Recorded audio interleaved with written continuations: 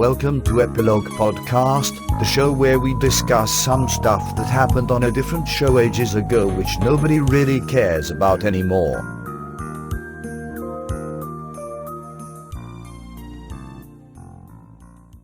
Hi, I'm Portponky. And I'm LeBloc. Today we are discussing Deep Space Nine, Season 4, Episode 5, Indiscretion. Kira and Dukat search for the wreckage of a ship which vanished during the occupation. And Cisco doesn't want to commit, I guess. Oh yeah, I kind of forgot about that B-plot. Yeah, people were kind of mean to Cisco, I felt. Okay, good. I felt that way too. They all jumped on him as if he should not even consider this huge change and embrace it fully. It was so weird. That is a huge change. And then people were annoyed with him that he had any sort of hesitation.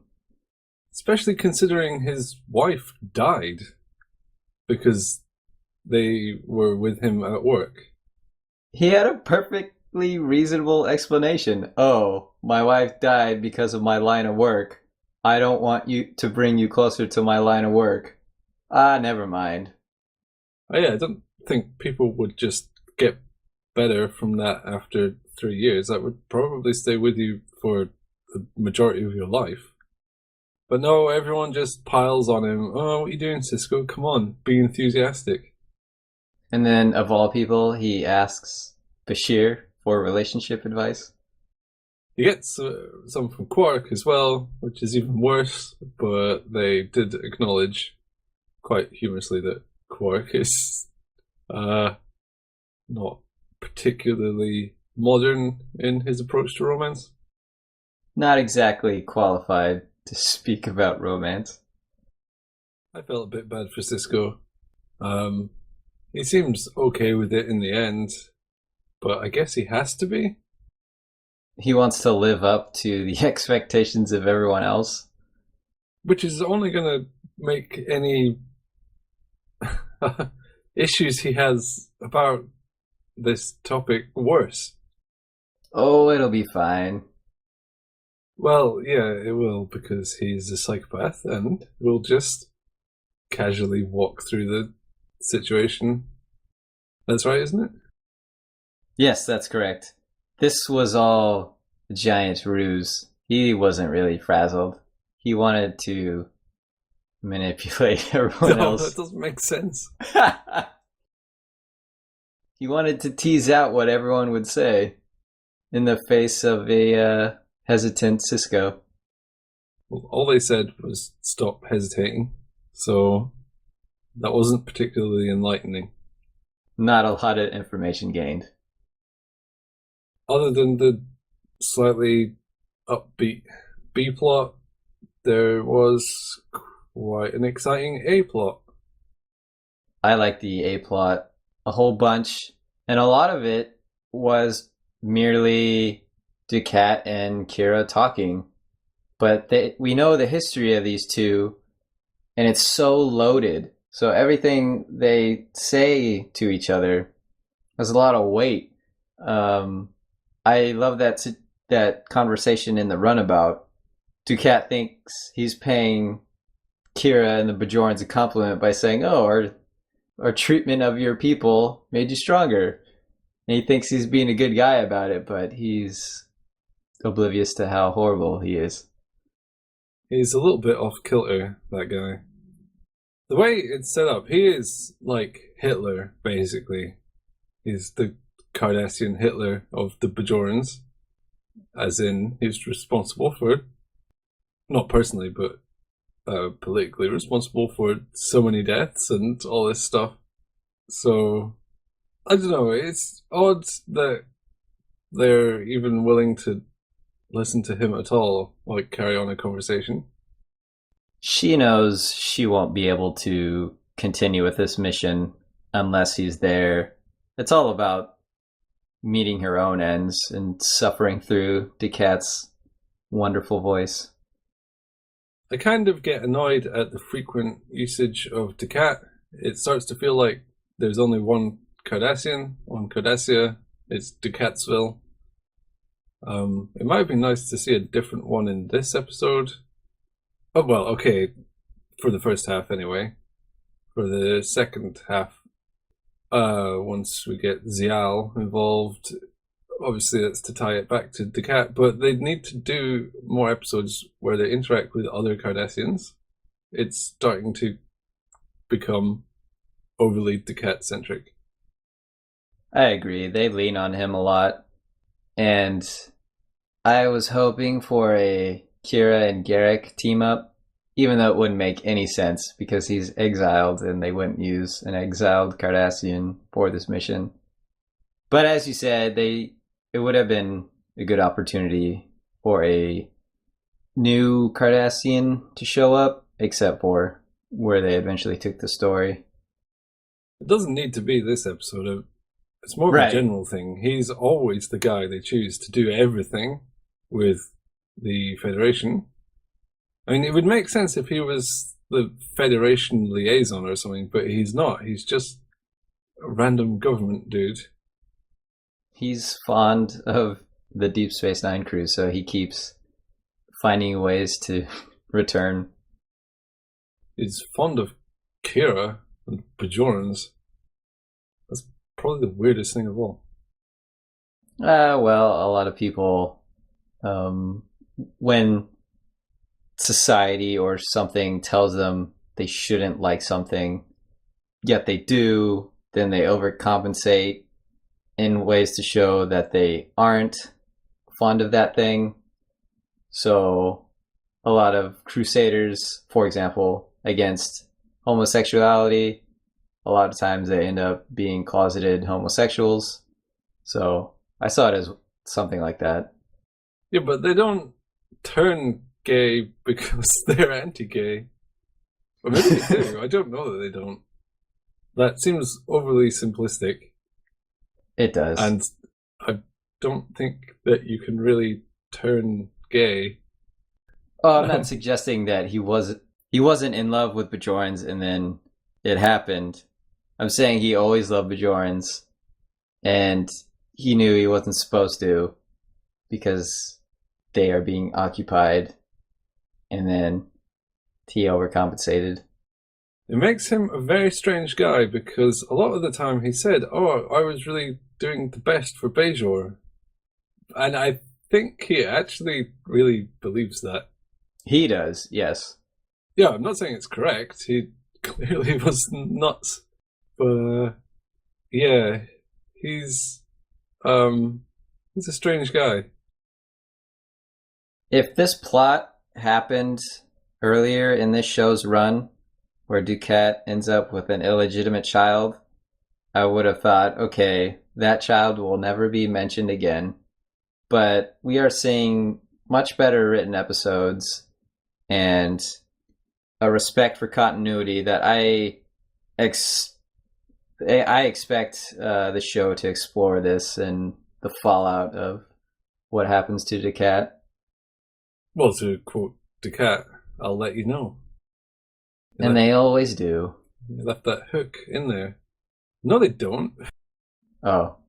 Speaking of these sort of one-and-done characters, Kira's friend that she's been desperately looking for 6 years got cast aside, almost as if she knew he was a write-off character.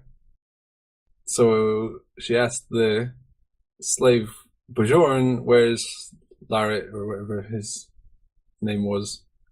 And he says, oh, he's pegged it 2 years ago. And she says, oh, okay. Oh, that's a shame. No hint of grieving. I mean, okay, it was an action scene, sort of tense situation. When she gets back to the station, she's just giggling around with Dax. She's not even like remotely sad that her friend she spent years tracking down has died horribly after years of slave labor. By the way, what happened to your friend? Oh, he died. Oh, okay. Yeah. It's fine for because, well, okay, the audience kind of knows, okay, who cares about this guy? He's never been mentioned before. Yeah. But the characters shouldn't act that way as well. A character should know when another character is a one-off. Yeah, of course. It actually is frustrating when the audience knows they're a one-off, but a character treats them like they're best friends for years, and a lot of that emotion just feels extremely fake. So it's actually not a big deal that she wasn't that concerned with her dead friend. But I guess I'll never be happy, no matter how they do it. What if they go with a middle ground where she's sort of happy and sort of not? Then you have the best of two bad worlds. The worst of two worlds? That wasn't a serious question. I think it's called a compromise. I think it would be good if she had had a line with Dax where she said, "Oh, my friend is dead, but I kind of had already come to terms with that years ago. So I'm disappointed." 6 years. Yeah, I'm disappointed, but I was prepared for this. There's no way she had much hope that he was still alive. No, of course not. Well, if they land on a planet, then it seems like usually they survive. 6 years is a long time to survive in some sand dunes. In season 2, we saw a transport that had been crashed for 10 years and the people were doing okay. It seems like the ships, even after they've crashed, are fairly good resources. That's fair.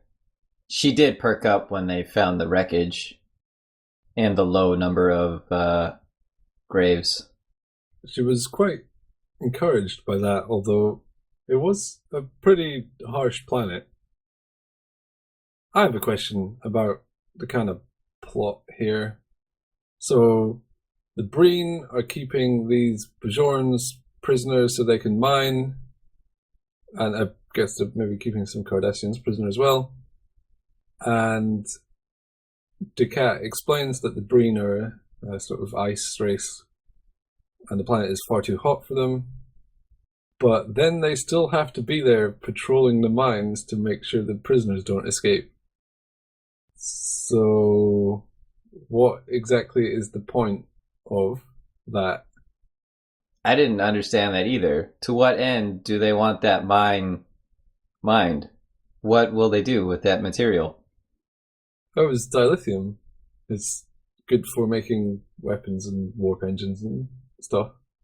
Oh, okay. But couldn't they find a mine in a better place that they're more suited to? Or in the fact that they have to be there anyway, why didn't they just mine it themselves?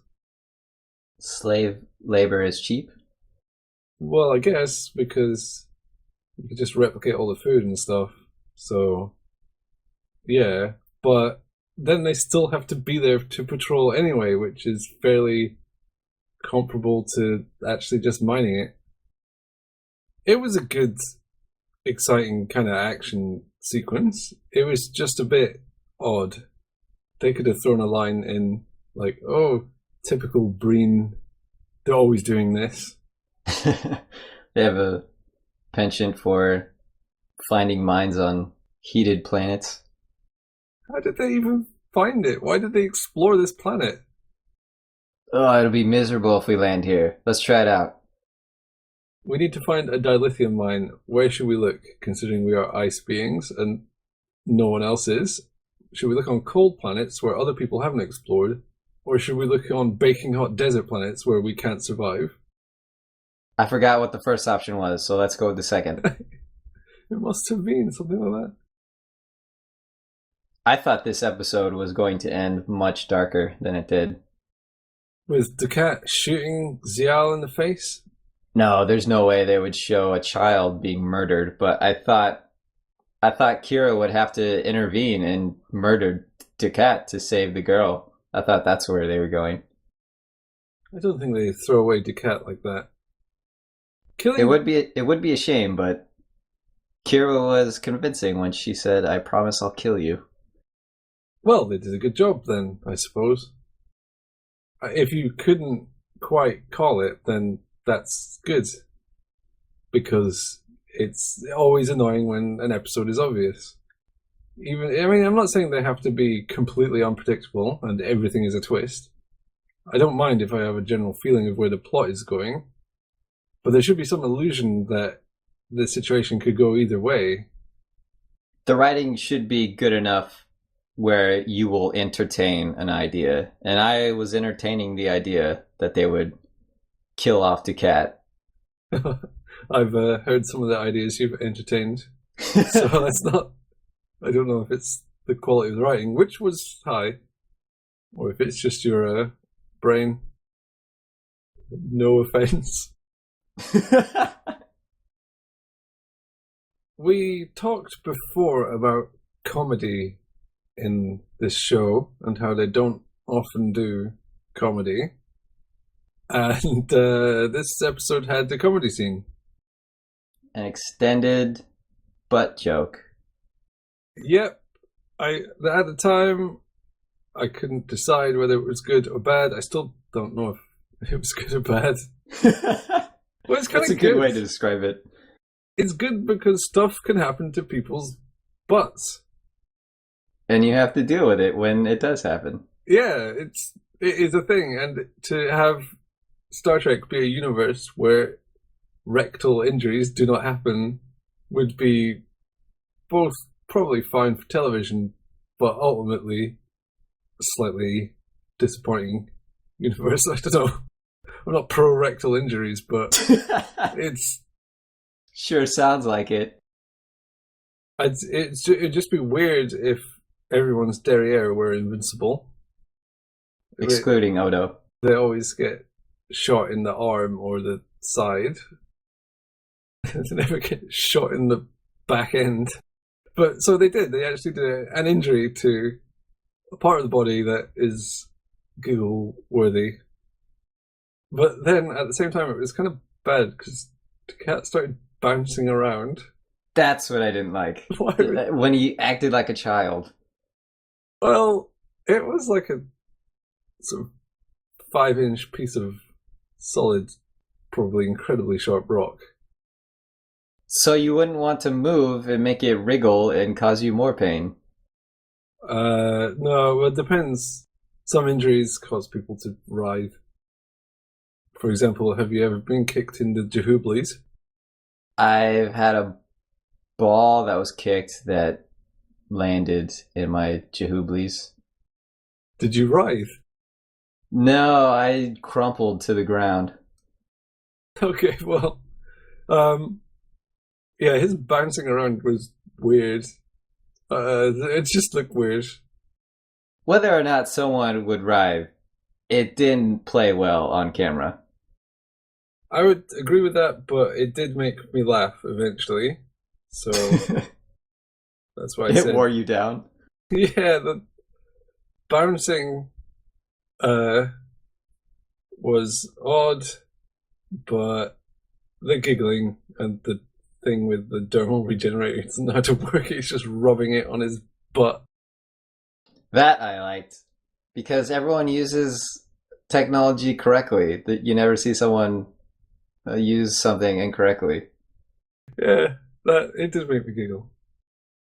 Also, during that scene, when Ducat twists, you can see how flimsy his armor is, which I didn't like. Oh, yes. They have to be careful, because a lot of these armors are just like molded latex or foam sheets painted really well. Right, and it's way too obvious during that scene. I'm not convinced that killing Zial would have been worthwhile. Why? So there's a bunch of other Cardassians there. They would have just said, oh, Ducat had a daughter and killed her. I don't think that news would hurt him in the eyes of Cardassia. Perhaps. Going back to humor, there was another scene that made me laugh, but I don't think it was supposed to be funny. Oh, really? And that's when Ducat knocks a guy out, and then he tries to question him. That was really funny to me. He punches this guy and then, where is she? Oh wait, I knocked you out. Oh, yeah. Well, we know that Decat's got a strange brain, so maybe it made sense to him. He probably thought he'd mostly knocked him out, but not entirely. He didn't calibrate his punch well enough. It's Decat, he always punches at 100%. That's why he's such a good mirror for Cisco. That's very true. Do you have a quote of the show? I've found that when one has a difficult job to do, personal reasons can be quite an incentive. I would maybe go further and say the only incentive. If you have a choice not to do something and you have no personal reason, you would almost always not do it. Well, if it was easy, you might do it. But yeah, complicated and risky and long-winded, and you have no investment in it, then you probably might not bother. Well, I don't know, that's probably a bit oversimplified. There are people that do things because they get personally invested in them. But, well, okay, never mind. I just contradicted myself. People don't do things for personal reasons unless it's for personal reasons. Pretty much. So what I've learned from this episode is that I really want to see Garrick and Kira team up. Have they not teamed up yet? I don't think they have. Well, there's a fair few episodes to go, so I'm sure they will get a chance. They could reminisce about the good old times, how it feels to murder people. Yeah, I don't think Kira would want to talk about that, and I don't think Garrick would ever be truthful about it. I'm sure the day will come where Garrick and Kira have to work together.